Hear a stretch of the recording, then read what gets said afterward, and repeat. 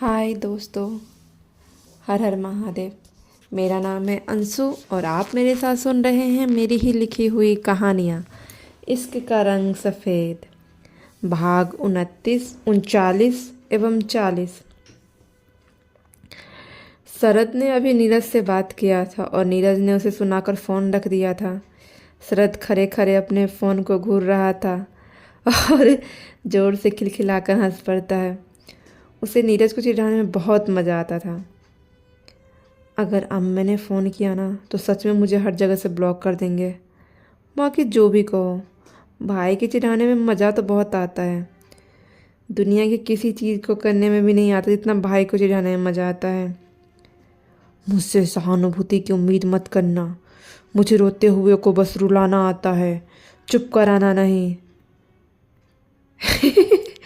हे भगवान, बस आपसे एक चीज़ मांगता हूँ, कोई रोने वाली लड़की मेरे भाई के लाइफ में ला दो और वो बस अपने आंसुओं से भाई को इरिटेट करती रहे। बाय गॉड, कसम से मज़ा आ जाएगा। सच्ची बता रहा हूँ। अगर आपने ये मेरी बुरी विश पूरी कर दी ना तो मैं देसी घी के 5 किलो बूंदी के लड्डू चढ़ाऊँगा। बस मेरी मनमुराद भाभी मिल जाए जो भाई के सर पर तांडव करे और भाई से तांडव करवाए। शरद रोने वाली लड़की का इमेजिन करके ही खुश हो जाता है। दूसरी तरफ ईशानी अपने प्लान का अंजाम देने के लिए तैयार हो रही थी। हाथ में पकड़े हुए रुमाल को ग्लिसरीन में भिगाकर रख लेती है ताकि वो जितनी बार रुमाल आंखों पर नाकों तक पहुँचे उतनी ही तेज़ी से उसके आंसू भी निकले। तुम्हें लगता है तुम्हारा ये प्लान वर्क करेगा? आरोही ईशानी के साथ बैठी हुई पूछती है। ज़रूर करेगा बेबी, और अगर नहीं करता है तो वैसे ही सिंघानिया इंडस्ट्रीज़ का मालिक का बेटा मेरे पीछे पड़ा हुआ है। वो इन सब से थोड़ा कम पैसे वाला है लेकिन फिर भी अमीर तो है ना। और ईशानी बस दूसरों के पैसों पर ऐश करने के लिए बनी है। अब तो बस तुम देखती जाओ। शरद ईशानी के कॉलेज के बाहर खड़ा था और उसी के आने का इंतज़ार कर रहा था। उसी का इंतज़ार करते करते नीरज का पारा भी चढ़ा रहा था। अभी भी अपनी सोच में मगन था, तभी उसे ईशानी कॉलेज के अंदर आते हुए दिखाई देती है। हे ईशानी, वेट। हेलो, रुको ईशानी। ईशानी।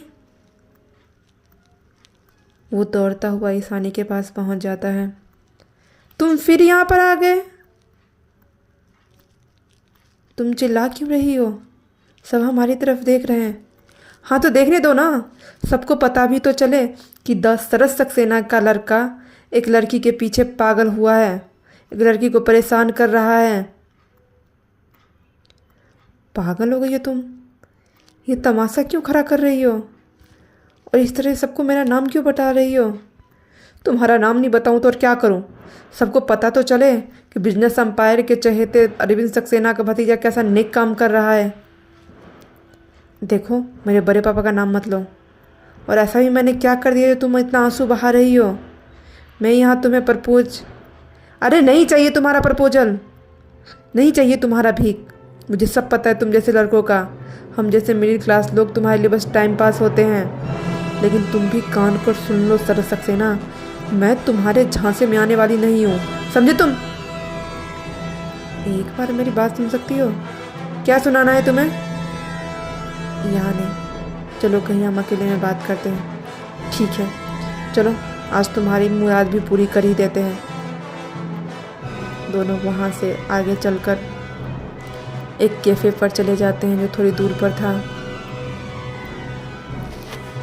लेकिन मैं बस आखिरी बार तुम्हारी बात सुन रही हूँ।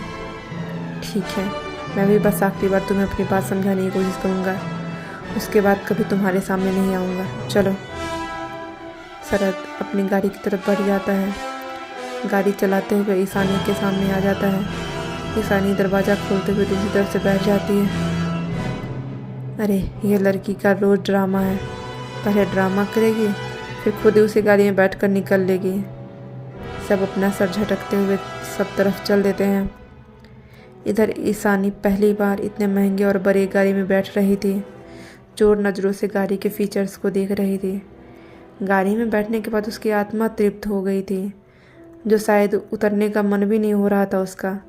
लेकिन चेहरे पर अभी भी गुस्सा वाला भाव था, आंखों से अभी भी आंसुओं की धार बह रही थी। एक झटके से गाड़ी रुकती है और ईशानी अपने सोच से बाहर आती है। चलो। शरद अपना सीट बेल्ट खोलते हुए बाहर आ जाता है। लेकिन ईशानी जब बाहर देखती है तो वो एक फेमस कॉफ़ी शॉप के बाहर खड़ी थी। लेकिन मैंने तो कहा था, तुमने कहा था ना तुम मेरी बात सुनोगे, तो चलो मुझे एक मौका दो। शरद को लगा ईशानी फिर गुस्सा होकर गायब हो जाएगी। ठीक है चलो। ईशानी उस महंगे कॉफ़ी शॉप के अंदर घुस जाती है। जाने कितने सालों से उसका सपना था इस महंगे कॉफ़ी शॉप के अंदर आने का। अब ईशानी को अपने प्लान पर पछतावा हो रहा था। कितना अच्छा चुपचाप शरद का बात मान लेती, उसके प्यार को एक्सेप्ट कर लेती। इतना सब ड्रामा करने की क्या ज़रूरत थी। लेकिन उसे अपने ईगो को भी ऊपर रखना था, क्योंकि शरद को यकीन दिलाना था कि उसके पैसों से उसकी कोई लगाम नहीं है। शरद ने कॉफ़ी शॉप का एरिया डेकोरेट करवा रखा था। आओ। सजावट देखकर ईशानी के मन में जाने कितनी खुशी हुई थी, लेकिन चेहरे पर सामान्य भाव बना हुआ था। ये डेकोरेशन देख रही हो, मैं तुम्हें आज प्रपोज करने वाला था, उसी के लिए सजाया था। लेकिन लगता है तुम्हें मुझ में कोई इंटरेस्ट ही नहीं है। अरे मुझे तुम्हें बहुत इंटरेस्ट है। पैसे वाले के साथ साथ तुम इतने हैंडसम भी हो, तो फिर भला मुझे तुम्हें क्यों इंटरेस्ट नहीं होगा। ईशानी के दिल के अंदर की आत्मा चीख चीख कर बोल रही थी, लेकिन चेहरे पर अभी भी गुस्सा ही बना हुआ था। आओ बैठो। शरद उसके लिए कुर्सी खींच देता है। ईशानी चुपचाप बैठ जाती है। मुझे नहीं पता तुम्हें अमीर लड़कों से क्या दिक्कत है और तुम क्यों इतना स्टेटस को लेकर सोच रही हो, लेकिन तुम आज अपनी बात दिल खोल कर रख सकती हो, क्योंकि मैं उस इंसान को इंसान समझता हूँ, ना कि उसे स्टेटस देखकर जज करता हूँ। तुम मुझे पसंद आ गई, इसलिए मैं तुम्हारा पीछा करता था, लेकिन लगता है शायद मेरा पीछा करना तुम्हारे दिल को दुखी कर गया है।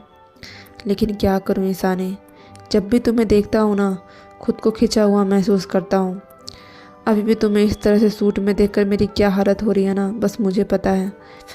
हर रोज़ तुम्हारा नया रूप मेरा कत्ल करता है। कितना भी खुद को रोकने की कोशिश करता हूँ, लेकिन रोक नहीं पाता हूँ। आई एम सॉरी, मेरी वजह से तुम हर्ट हो गई, तुम्हें परेशानी हुई है, लेकिन मैं क्या करूँ। ईशानी पल के झुकाए हुए उसकी बातें सुन रही थी। शरद की एक एक बात उसके अंदर खुशी की लहर बह रही थी, लेकिन लब अभी भी खामोश थे। क्या तुम मुझसे दोस्ती करना चाहती हो, मेरी बेटर हाफ बनना चाहती हो? देखो, तुम पर कोई दबाव नहीं है, मैं तुम्हारे जवाब का इंतज़ार कर रहा हूँ। अगर तुम ना कहोगी तो ज़िंदगी भर तुम्हारे सामने नहीं आऊँगा, और अगर तुम हाँ कहोगी तो फिर ज़िंदगी भर तुम्हारी ज़िंदगी में किसी और को नहीं आने दूँगा। सब कुछ भुलाकर बस मुझे एक मौका दो। आई स्वेयर, तुम्हारे दिल में लड़कों की छवि जो बनी हुई ना, मैं उसे रॉन्ग प्रूफ कर दूँगा। ईशानी एकटक उसके बढ़े हुए हाथ को देख रही थी। क्या हुआ, तुम्हारी ना है क्या? अगर ना है तो कर सकती हो ना, इतना झिझकने की ज़रूरत नहीं है। तुम मेरे बारे में जानते क्या हो? मतलब यही कि तुम मेरे बारे में जानते क्या हो? मेरी फैमिली, मेरे बैकग्राउंड, मेरा स्टेटस, क्या जानते हो? कुछ भी नहीं। बस प्यार करता हूँ फर्क लगा रखा है। अगर मैं तुम्हारे प्यार को एक्सेप्ट नहीं कर रही हूँ तो उसके पीछे कोई वजह होगी ना। मैं जानना ज़रूरी नहीं समझता हूँ। मैं तुम्हें लाइक करता हूँ, प्यार करता हूँ, इतना ही मेरे लिए काफ़ी है। और क्या वजह है तुम बताओगी तभी तो समझूंगा। तुम्हारे लिए इतना काफ़ी है, लेकिन मेरे लिए इतना काफ़ी नहीं है। मैं बहुत ही सिंपल सी फैमिली से बिलोंग करती हूँ। पापा मुझ पर बहुत ट्रस्ट करते हैं। बहुत ट्रस्ट के साथ मुझे कॉलेज भेजते हैं ताकि उनकी बेटी पढ़ लिख कर नाम कमा सके, न कि लड़कों के साथ घूमकर उनकी इज्जत को डुबा सके। ईशानी रुमाल से फिर से अपनी आंखों को पोंछती है। आंसू फिर से टपकने लग जाते हैं। तुम गलत समझ रही हो। देखो, बात गलत और सही समझने की नहीं है, बात यहाँ के लोगों की नज़रिया की है जो मैं अपनी प्रति ख़राब नहीं करना चाहती हूँ। तुम्हें पता है मेरे 2 भाई थे का क्या मतलब है? मेरे बड़े भैया सागर फौजी में थे और 3 साल पहले जो बम ब्लास्ट हुआ था उसमें वो शहीद हुए थे। ओह सॉरी, मुझे जानकर दुख हुआ। हर कोई जानने के बाद दुखी नहीं होता, लेकिन जिस पर बीतती है ना उसे पता चलता है। वो हमारे घर के भाई थे। उनके जाने के बाद ईशानी भाई के ऊपर सारी रिस्पॉन्सिबिलिटी आ गई। पापा मेरे बीमार रहते हैं, मम्मी भैया के जाने की कम में रोती रहती है और भाभी तो जैसे खामोशी हो चुकी है। मेरा घर वैसे ही बिखरा हुआ है और मैं ये सब करके एक और टेंशन नहीं देना चाहती हूँ, इसलिए इन पचड़ों से दूर भागने की कोशिश कर रही हूँ। उसका अपना हाथ अपने हाथों में लेकर सहलाने लग जाता है। शांत हो जाओ, रो मत, नहीं तो तुम्हारी तबीयत खराब हो जाएगी। तुम्हें ऐसा क्यों लगता है कि अगर तुम मेरे साथ आ गई तो तुम्हारी फैमिली बिखर जाएगी सर? तुम्हें पता है, अगर पापा को पता लग गया कि मैं किसी लड़के से मिलती जुलती हूँ, घूमती हूँ, तो उन्हें बहुत बुरा लगेगा। हमारा मोहल्ला बहुत ख़राब है। हमारे मिडिल क्लास फैमिली से हम बिलोंग करते हैं। मोहल्ले में एक बार जिस लड़की की बदनामी होती है ना, उसकी शादी होना मुश्किल हो जाता है। और मेरी शादी को लेकर पापा को वैसे ही बहुत चिंता लगी रहती है। जब तक भैया थे वो बेफिक्र थे, उन्हें लगता था सागर भैया सारी जिम्मेदारी उठा लेंगे, लेकिन अब उन्हें मेरी शादी की बहुत चिंता लगी हुई रहती है और मैं कोई ऐसा काम नहीं करना चाहती हूँ जिससे उनकी चिंता और बढ़े।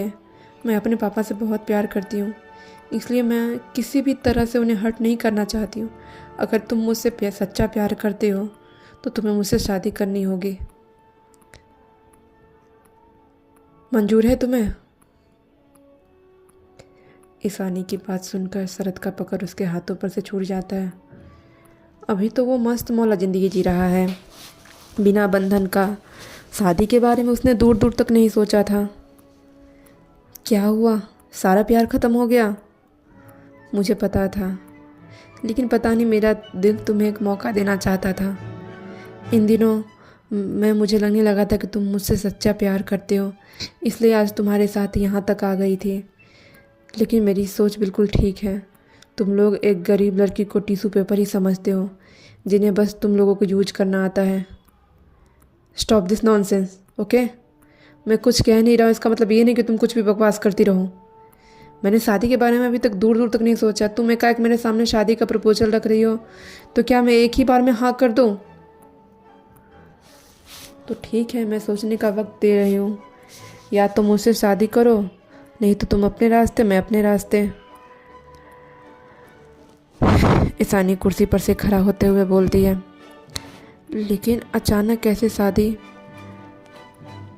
मेरा यही फैसला है शरद। मैं तुमसे प्रॉमिस करता हूँ, मैं कुछ सालों बाद तुमसे शादी करूँगा, लेकिन यार अभी नहीं कर सकता हूँ ना। अभी मेरी उम्र ही क्या है, मेरा तो करियर भी सेटल नहीं हुआ है और अभी तक तो बड़े भाई की शादी भी नहीं हुई है। मैं कैसे छोटा होकर शादी कर लूँ? ठीक है शरद, मैं तुम पर कोई प्रेशर नहीं दे रही हूँ। तुम आराम से सोच लो, अपनी फैमिली से पूछ लो, तुम्हें जितना टाइम लेना है ले लो। लेकिन मैं तुम्हारे साथ तभी आऊँगी जब तुम मुझसे शादी करने के लिए तैयार हो जाओगे। मेरा कॉलेज का लास्ट ईयर है, उसके बाद पापा मेरे रिश्ता ढूंढने लगेंगे और मैं चाहकर भी उनके खिलाफ़ नहीं जा सकती हूँ और ना ही उन्हें रोक सकती हूँ। अगर तुम मुझे अपने लाइफ में लाना चाहते हो तो अपने परिवार वाले को लेकर मेरे घर रिश्ता लेकर आ जाना, क्योंकि मैं किसी की गर्लफ्रेंड नहीं दुल्हन बनना चाहती हूँ। चलो अब मैं निकलती हूँ। एक मिनट ईशानी, बोलो। शरद अपनी जेब में से अंगूठी का डब्बा निकालता है। तुम्हारे लिए लेकर आया था, सोचा था तुम्हें प्रपोज करके पहनाऊँगा, प्रपोजल तो एक्सेप्ट किया नहीं, कम से कम ये तो एक्सेप्ट कर लो। ईशानी उस हीरे से जरे हुए लाखों की अंगूठी देखकर एकदम से खुश हो जाती है। उसका मन मचल उठता है, लेकिन अपने अरमानों पर काबू कर लेती है। मैं तुम्हारे गिफ्ट तभी एक्सेप्ट करूँगी जब तुम मेरे बात मानोगे। तुम्हें पता है मुझे इन चीज़ों की लालच नहीं है, नहीं तो अगर लालच होता तो जिस दिन मुझे पता चला कि तुम सरस सक्सेना हो, उसी दिन मैं तुम्हें हाँ कर देती है। मेरे लिए मेरी फैमिली से बढ़कर कुछ भी नहीं है। तुम्हारा सच्चा दिल, तुम्हारा सच्चा प्यार देखकर मैं तुम्हें एक मौका दे रही हूँ। अगर मेरी बात नहीं मान सकते हो तो कल से मेरा पीछा करने की ज़रूरत नहीं है।